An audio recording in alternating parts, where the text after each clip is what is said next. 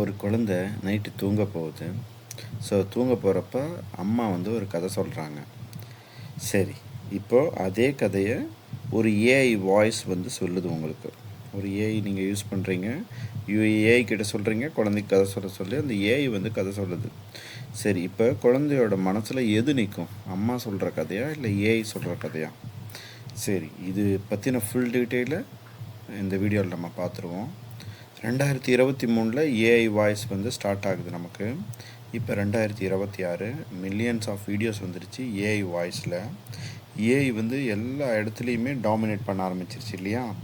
சரி, இப்போது மனுஷங்க பேசுகிறப்போ அதில் எமோஷன் இருக்கும், ஃபீலிங் இருக்கும், அவங்களோட பர்சனல் ஸ்டைல் இருக்கும், அதில் ஒரு ஆத்தென்டிசிட்டி இருக்கும் இல்லையா? ஒரு மனுஷன் பேசுகிறப்போ அவனோட வாழ்க்கையோட அனுபவமும் பேசும் இல்லையா?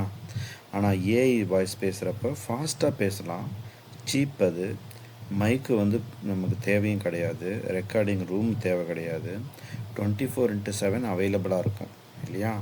ஸோ இப்போ நம்ம ரியல் எக்ஸாம்பிள்னு சொல்கிறப்போ ஒரு சேனல் ஏவில் ஒரு ஏஐ வாய்ஸ் வந்து பர்ஃபெக்ட் ப்ரொனவுன்சியேஷனோட எந்த ஒரு எமோஷனும் இல்லாமல் உங்களுக்கு வந்து ப்ளே ஆகிட்டுருக்கு.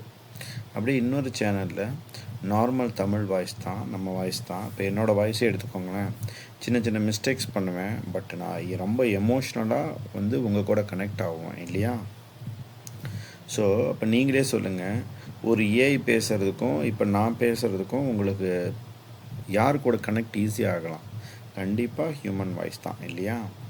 சரி, இப்போது இதுலேயே நம்ம வந்து லைஃப் லெசன்ஸை பற்றி பேசுகிறோம், நிறைய பிஸ்னஸ் வியூஸை பற்றி பேசுகிறோம், ஸோ ஃபேமிலி டாபிக்ஸை பற்றி பேசுகிறோம். ஸோ இதெல்லாம் என்னோடய வாய்ஸ்லேயே இருக்கிறதுனால உங்களுக்கு லாங் டேர்முக்கு இதுதான் அட்வான்டேஜ். சரி, இப்போது ஏஐ வாய்ஸை எடுத்துக்கிட்டோம் அப்படின்னா நம்மளுக்கு வந்து ஒரு இப்போ வந்து ரொம்ப கனெக்ட் ஆகுமீங்களா அப்படின்னு தெரியாது, ஆனால் ஷார்ட் டேர்முக்கு ஒரு ஏஐ வாய்ஸ் வந்து இம்பார்ட்டண்ட் தான். ஆனால் நீங்கள் லாங் டேர்ம்னு போகிறப்ப கண்டிப்பாக ஒரு ஹியூமனோட வாய்ஸ் தான் ரொம்ப இம்பார்ட்டன்ட்.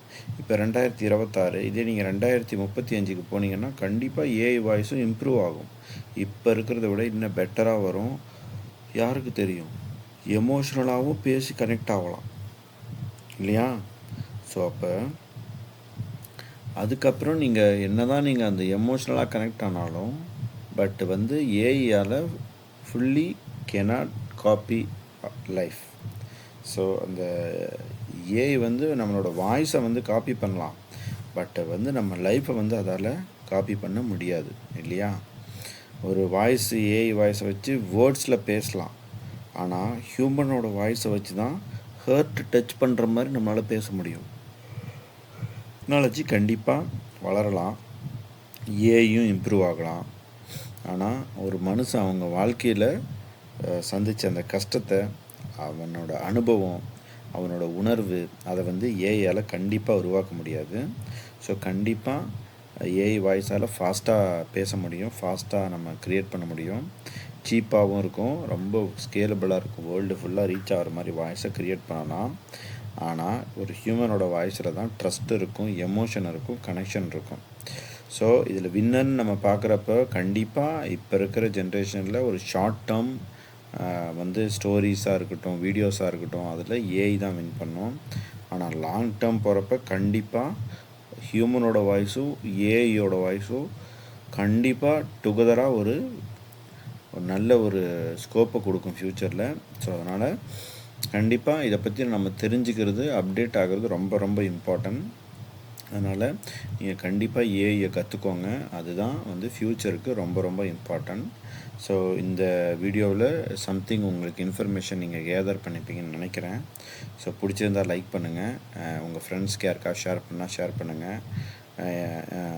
சேனலுக்கு புதுசாக வந்ததுன்னா மறக்காமல் சப்ஸ்கிரைப் பண்ணுங்கள். தேங்க்யூ ஃப்ரெண்ட்ஸ், தேங்க்ஸ் ஃபார் வாட்சிங்.